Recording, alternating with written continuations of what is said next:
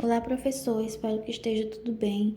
Nós somos a equipe 1 de modelagem de banco de dados e SQL. Eu me chamo Nilza Kelly e eu vou estar fazendo uma breve introdução ao nosso trabalho.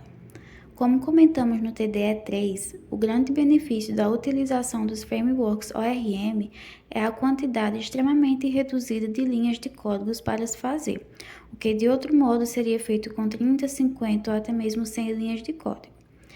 Desse modo, menos linhas de código significa menos erros e mais facilidade no desenvolvimento.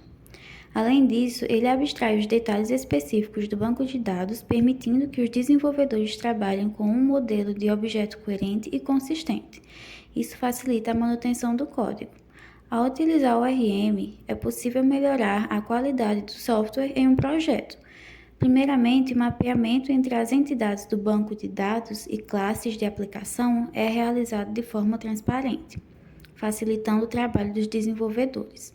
Dos frameworks que apresentamos no trabalho anterior, o escolhido para fazer algumas demonstrações foi o Django, que é uma implementação do conceito de mapeamento objeto relacional, que foi uma ferramenta criada para aplicações que usam Python como linguagem de programação back-end.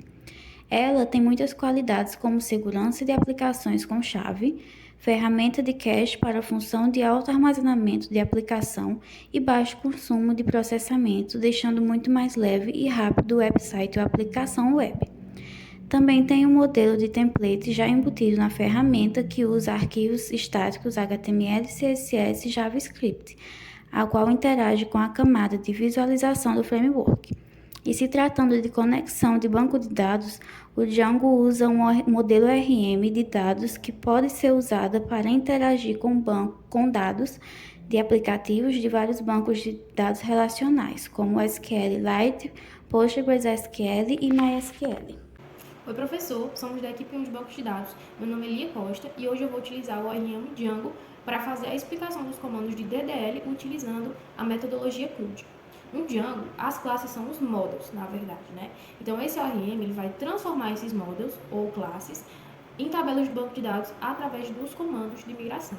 Eu escolhi um sistema muito simples, então imagine que você está na farmácia e você tem o paciente, o medicamento e a receita, e você precisa guardar esses dados. Então, eu vou deixar a tabela aqui para a gente ir se orientando a partir dela, e eu vou explicar a sintaxe da criação dessas tabelas, né, dessas classes, utilizando esse ORM, né, que seria, no caso, o create table que a gente viu em sala de aula. Então, a primeira coisa que a gente vai fazer é a importação, né, no Django, na primeira linha de código. Depois eu vou especificar essa classe e o nome, que por padrão tem a primeira letra maiúscula, certo? Entre parênteses, models.model é o modelo. Depois eu vou colocar os dois pontos. Os dois pontos da editação vai especificar que os atributos pertencem a essa classe. Então, todos os atributos que eu colocar depois dos dois pontos são dessa classe que eu acabei de criar. No Django, todos os atributos, né, diferente do SQL comum que a gente viu em sala de aula, eles não precisam que exista, que você especifique a primary key. Eles, por padrão, já vão vir com esse D, né? Mas eu coloquei aqui só pra gente ilustrar melhor como ficaria o mais parecido possível com o que a gente viu em sala de aula. E aí eu coloquei que o ID, né, que é o nome do atributo, é igual a models.autofield, que significa que é um inteiro que vai se incrementar de acordo com a quantidade de IDs que tem. E especifiquei que é uma primary key, certo? Primary key igual a true. E depois eu expliquei, né, que nessa tabela medicamentos a gente vai ter também o nome do medicamento, que é igual a models, vai ser do tipo charfield, né, que é um caractere, e quando é charfield, eu preciso colocar o tamanho, o max length, que seria 30. Para como funciona a criação do foreign key. No foreign key do Django, a gente vai especificar qual atributo é de qual tabela, fazendo, por exemplo, que nem eu fiz aí, que o de paciente, né, vai ser uma chave estrangeira no models.foreignKey, e expliquei de qual tabela esse ID seria. E eu preciso também, quando é uma foreign key, explicar que acontece caso de exclusão. Nesse caso, vai acontecer um cascade, né? E o related name, que seria a tabela receitas, do qual essa chave foreign key pertence. Mas você também pode, na própria tabela de receitas, escrever essa linha de código, que o ID paciente é uma foreign key da tabela paciente, certo? Também dá super certo. E por padrão, no Django, os atributos já vêm com a restrição not null. Então, caso eu queira que um atributo ele possa ficar em branco, preciso especificar isso. Assim como no SQL, o Django também vai ter vários tipos de atributos e de restrições. Eu vou deixar alguns listados aqui para que eu não me prolongue mais. E, em suma, os pontos importantes eram esses. Depois disso, é só rodar os códigos de migração, que suas tabelas elas vão estar criadas. Meu nome é Yuri Sabaro, fiquei responsável pela segunda parte dos comandos DDL, que no caso são Alter Table e Drop Table. servem respectivamente para alterar a tabela, modificar a tabela e excluí-la. Aí o processo é extremamente semelhante. A diferença é que no Alter Table você precisa, dentro do arquivo models.py, que é onde ficam os modelos de tabela, você precisa localizar e localizar o modelo que você quer excluir ou alterar. E se você for alterar, você precisa nele selecionar a parte da tabela que você quer alterar, excluir ou adicionar. Depois disso, o processo é o mesmo. Você vai gerar uma migração usando o comando Python manage.py make migrations. Aí você vai criar um arquivo de migração que registra a remoção do modelo ou o alteramento do modelo. Depois você aplica a migração com o comando python manage.py migrate. E isso aí vai fazer com que a tabela correspondente seja removida ou alterada do banco de dados.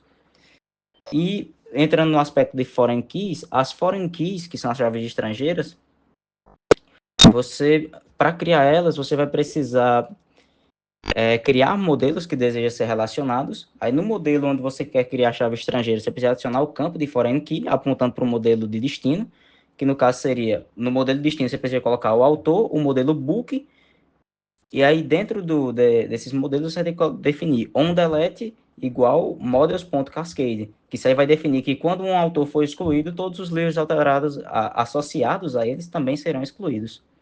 E depois você tem que colocar os parâmetros importantes da foreign key, ou seja, as características dela.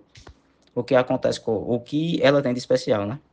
Eu me chamo Antônio Leonardo Gonçalves de Moraes e irei explicar sobre DML, Data Manipulation Language, ou linguagem de manipulação de dados. Como o próprio nome já diz, essa linguagem permite que você manipule os registros, as tabelas do seu banco de dados. Os principais comandos dessa linguagem são insert, que serve para você inserir dados nas tabelas do seu banco de dados, update, que serve para você atualizar dados dessa tabela. Por exemplo, se você tem uma tabela clientes e acaba colocando o nome errado de um cliente, você pode usar o update para atualizar esse nome e corrigir o erro.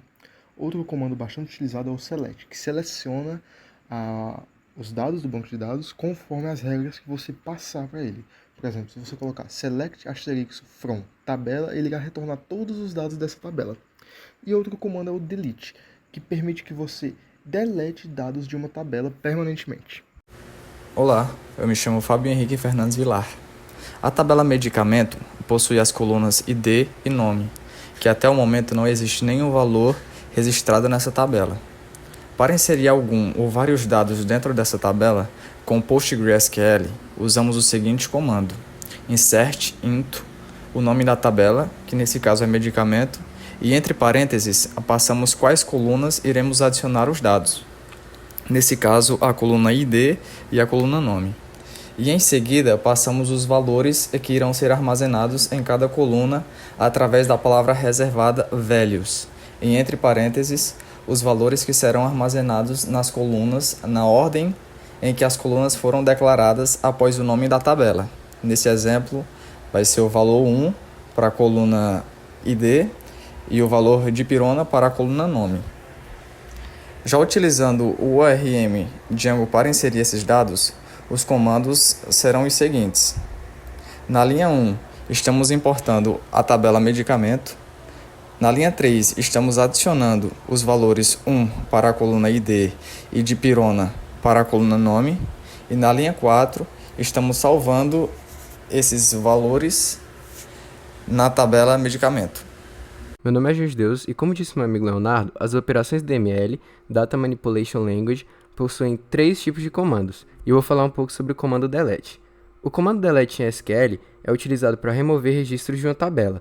Ele faz parte das operações DML, Data Manipulation Language, que manipulam os dados. Quando usamos o delete, podemos remover todos os registros ou especificar uma condição com where, para deletar apenas os dados que atendem a um critério específico. É importante lembrar que o delete não pode ser revertido facilmente, a menos que você tenha um backup ou esteja usando uma transação com rollback. Bom, me chamo Gustavo Amorim. Dando continuidade à conclusão, o Django oferece recursos adicionais que tornam o desenvolvimento de aplicações mais seguro e eficiente. Um exemplo disso é a segurança fornecida pela geração automática de chaves e tokens, que é uma das grandes vantagens do Django, o que reduz os riscos de falhas de segurança comuns em aplicações web. O framework também inclui um sistema de cache integrado, que melhora o desempenho das aplicações ao reduzir o número de requisições ao banco de dados. resultando em sites mais rápidos e com melhor capacidade de escalar à medida que o número de usuários cresce. Essas funcionalidades ajudam a criar aplicações mais seguras, rápidas e capazes de atender a um grande número de acessos simultâneos sem comprometer o desempenho. Basicamente que o Django, ele, como framework ORM, ele não apenas facilita o desenvolvimento e manutenção da aplicação, mas ele também melhora a qualidade do software final, ao permitir que os desenvolvedores se concentrem mais na lógica de negócio e menos nas complexibilidades da interação com o banco de dados. O Django ele torna o processo de desenvolvimento mais ágil, seguro e eficiente, além da sua flexibilidade e compatibilidade com diferentes bancos de dados, que também é uma das grandes vantagens. E a adoção do Django, portanto, ele representa uma escolha inteligente para quem busca otimizar o tempo de desenvolvimento e garantir a qualidade e performance da aplicação final. Cícero Fabrício Souza Sampaio. Além disso, o Django oferece recursos adicionais que tornam o desenvolvimento de aplicações mais seguro e eficiente. Um exemplo disso é a segurança fornecida pela geração automática de chaves e tokens, o que reduz o risco de falhas e seguranças comuns em aplicações na web. O framework também inclui um sistema de cache integrado, o que melhora o desempenho das aplicações ao reduzir o número de requisições ao banco de dados, resultando em sites mais rápidos e com melhor capacidade de escalar à média que o número de usuários cresce. Essas funcionalidades ajudam a criar aplicações mais seguras, rápidas e capazes de atender um grande número de acessos simultâneos, sem comprometer o desempenho. Em resumo, o Django como um framework ORM não apenas facilita o desenvolvimento e manutenção de aplicações, mas também melhora a qualidade de software final.